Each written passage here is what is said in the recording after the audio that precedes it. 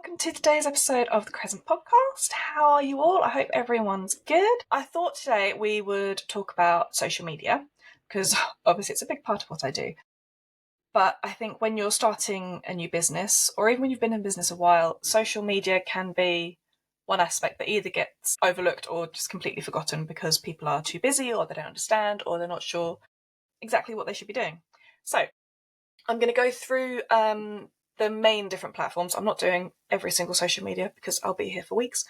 We'll look at what makes them unique, the differences, benefits, different audiences. And it can be really tricky deciding which platform you want to use and deciding where you want to invest your time and your money, especially when you're starting out or if you're a small business.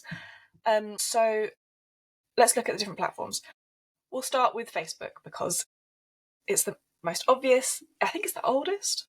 It's the most iconic. Everyone knows it. It's got a really wide audience and type of users. So you've got Gen X to baby boomers. Everyone's heard of it or been on it. It's great for community building, especially if you're working or wanting to focus on a particular area. They've got groups you can build or you can join to focus on that community. And they've got events that you can share. It's great for long form content. And if you're doing ads and things on there, then you can choose the demographics, the location, the literal area you want to focus on. So it's great for things like that. The end users tend to be a bit older now, but it's a great starting point, especially if you're brand new to social media. It's a good way to ease you into it. With Instagram, that is ideal for visual storytelling. So it's all about the photos, the videos, reels, stories, super popular with millennials, Gen Z, and it's all about the aesthetics. So if you've got lots of visual content, it's perfect for that. It's owned by Meta, so it's the same as Facebook, so they work well together and you can post on one and it'll share to the other. So it saves a bit of time that way, and it's great for looking at the stats and seeing, like, behind the scenes what works and what doesn't work. It's very user friendly and it's very engaging, and you can search by hashtags and you can follow certain hashtags and whatever to be able to look for the content that you want to see what other people are doing. And then you've got Twitter, or X as it's now called, which is very fast paced. It's very text heavy. I think you can do photos, images on there. I think you can do videos. I haven't used X for a long time, but it's mainly text based. It's known for being limiting the number of captions you can use in a tweet or an X. I'm not sure how that works now with the language, but it's ideal for anything in the news or real-time updates. Great for researching trends. It's more for, I would say, professionals, journalists, thought leaders, and to get the most out of it in terms of your business, I think you need to be quite active on it, have a good presence there. LinkedIn is the professional social media space, and it used to have quite a corporate feel to it, I think, and it's now less corporate and it's much more about community. So it's great for careers, industry insights, connecting with people, finding people you used to know way back when if you want to get back in touch with them, or if you want to work with people or a particular industry, it's great for that, and finding people that you've got synergy with. So it's great for professionals, B2B marketing. And as a business owner, I've found it really useful for building my network and my little support group of people that I know and I like and I want to work with and that I trust, that I'd recommend. It's great for testing ideas and putting feelers out there, seeing what people think. Do you think I should start a podcast? Or what do you think about this trend? Or whatever. I definitely use it a lot more than I thought I ever would, and it's becoming one of my favourite platforms to be on. Definitely. TikTok is huge. Great for short form video content, massively popular with younger audiences, although older generations are starting to explore it. And it's much more now than just doing some trendy dance routine or whatever. It's definitely got a wider appeal than that, and it's now got the TikTok shop, so you can buy things online. So it's massive. I've dabbled in it. I quite like it. I quite enjoy it. I've had varying results. I've tried different sorts of video content at different times of day, done some of the same types of videos at the same time of day, on the same day of the week, and had varying results. So there's a lot there to get your head around, and I think you need a strong, consistent strategy to be successful from a business perspective on there. But it's great for trends and creativity, and experimenting a bit, really, if you've got the time and capacity to do that, obviously. YouTube. I always just think of YouTube as somewhere to watch videos. I don't always think of it as a social media platform, but it is classed as one. So this one caters to all demographics. and is used by everyone. It's got all sorts of content. You've got kids videos on there, how-to guides, product showcases, tutorials, vlogs like this one. And if you're not sure how to do something, there will be a video on YouTube about it, regardless of what it is. Yeah, YouTube is great. And now that you can do the shorts and that on there, and you can link the shorts back to a main video. So for example, like this podcast will be on YouTube, and before it goes live on there, there will be some shorts that I've taken out of it, put onto YouTube beforehand, and then I'll link them back to this video so that it's creating little like spider webs, linking them behind the scenes. Anyway, so then we've got Pinterest, which is the visual inspiration board. It is fantastic for getting inspiration, getting ideas. If you've got products or something visual to showcase, it's fantastic for that. They've got everything on there, from home decor to tattoos, fashion, food. And I used to think it would suit just product-based businesses really well, which it does, but it actually suits a lot of businesses. Anything that is visual that you can capture, you can share on there. But it does it in a different way to Instagram. And I think it helps that you can create the pin boards on there, so you can have like categories of things where you put them all your tattoo ideas will go in one bit and all your foodie bits will go in another. So you can organise the things that you like on there. But when it comes to when you've got your business and you want to get on social media, you need to focus on the right platforms for you. What suits your audience? Have you got visuals that you can share, or an online shop, which will go well on Instagram or Pinterest? If you're B2B and you want to build connections, then you want to be on LinkedIn. So it really depends on your goals and your target audience and your type of business. But it's really, really important to remember, don't sign up to all of them. It's not remotely feasible or realistic or manageable. You won't be able to keep up with regularly posting content on all of them. And it's just not worth it, because they won't work on every single platform, and you don't want to spread yourself too thin. I would suggest having probably 3 platforms that you focus on. So for me and for my clients, I tend to use Facebook, Instagram, and LinkedIn. I've had some clients that just want to be on LinkedIn. Absolutely fine. If they already know that works for them, absolutely, then just focus on that, and we can do a really good job just on that, because they want to target businesses. So they knew that. That's perfect. If you want to just do Facebook and Instagram, again, you can do that. If you're not sure, then you could try a couple for a few months. You need to give it a good try and see what works. And if that doesn't work, you can try some of the others. If you know you want to tackle TikTok and you've got the content and the time, then yes, give that a go for sure. But wherever you choose to be online, you need to be posting regularly. So if you decide you're going to post 2 days a week, you have to make sure you post 2 days a week. You have to be consistent. You have to show up for your audience. And if you're not sure what days or times work best for you, and it won't always be the same, you can't say I'm always going to post on Tuesdays and Thursdays at 8:00 in the morning, because that may not always work. Your entire audience won't always be online at that time, or won't always see the content that you post then. So you need to spend a good probably 3 months experimenting, trialing, testing content, different types of content as well. Try static images, just text, videos, at different times of day, across different platforms with the ones you choose.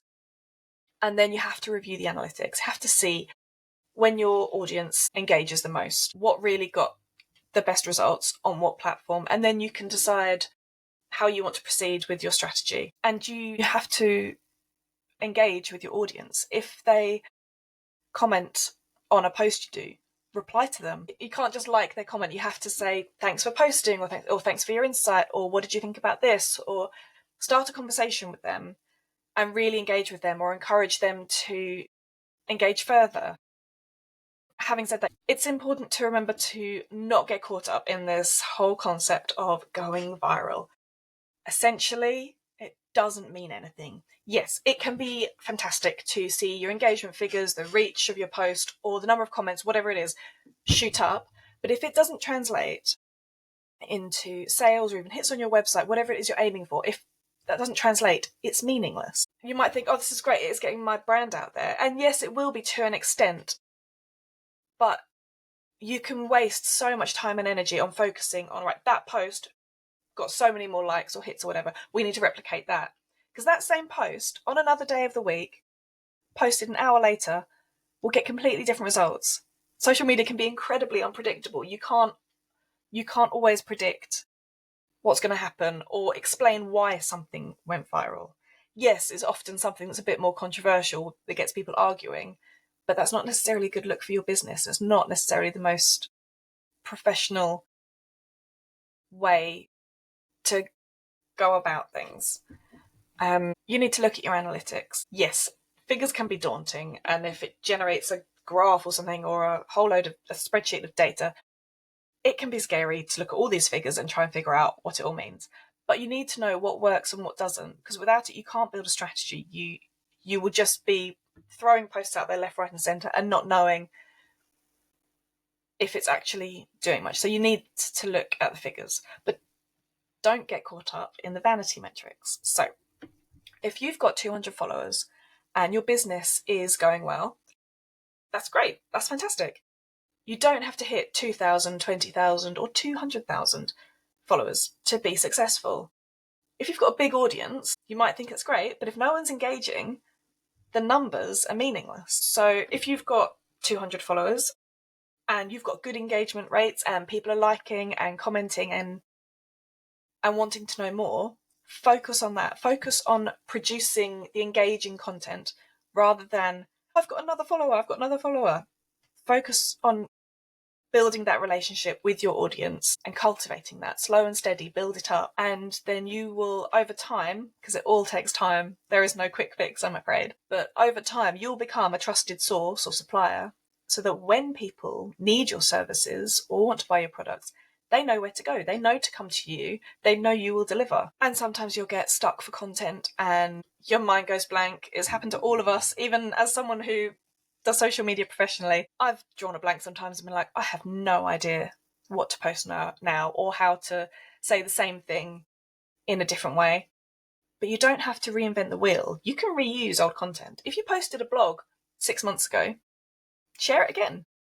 Don't share it like every month, but you've got other posts you can share. Or if you made a carousel or something, make it into a video and share that again like a few months later. You can reuse and recycle content. Especially if one post did particularly well, you can reshare that another time because your audience will not all see the same posts at the same time because of the way that algorithms work and what a user will engage with the most on social media. The algorithms will change and show them different content. So your entire audience will not see the post you put on today. Some might see it tomorrow, some might not see it at all because it's got lost in their feed with all the other millions of posts that are going out. So you can easily reshare content sporadically. If you've got enough content, if you've got so many blog posts, reshare them or reshare something, change the wording slightly. There's lots of ways to do it without just repeating yourself. Video content is absolutely massive right now. They've now brought it into LinkedIn and they're really pushing it. Obviously, Instagram and TikTok have been massive with videos for a while, but that is the content that is really being pushed on social media. So if you're nervous about coming on camera, I completely understand. I still can't quite believe I'm doing this, like willingly, but I'm doing it. And you don't have to talk to a camera directly to create videos. You can set it up on a tripod over your shoulder and have it recording you typing away or sewing something if you do embroidery or whatever it is you do. Set up a camera, video yourself doing it, and then you could do a voiceover, record it afterwards, whatever it is you want to say. So you don't have to be looking at the camera or necessarily engaging directly with the camera, but you can still produce content to showcase your business. And that's definitely something I would really recommend, that if you're going to get into social media, which again, I really strongly recommend people do because it's a fantastic way to market your business, but video is definitely the way forward. So the last thing I'm going to leave you with is that nothing in social media is guaranteed.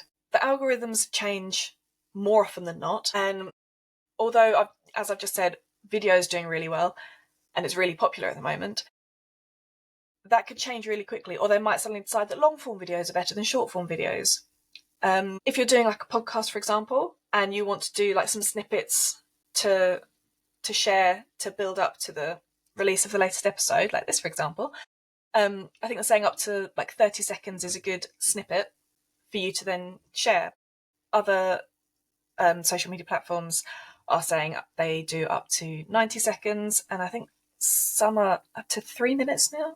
But then you've got YouTube, which is long form content. So you can think you've got it cracked and something's going to work and it's going to be great and it's going to do really well, and then it just doesn't get the reach for whatever reason. Sometimes it's inexplicable. Sometimes they change the algorithms, and there is no one size fits all.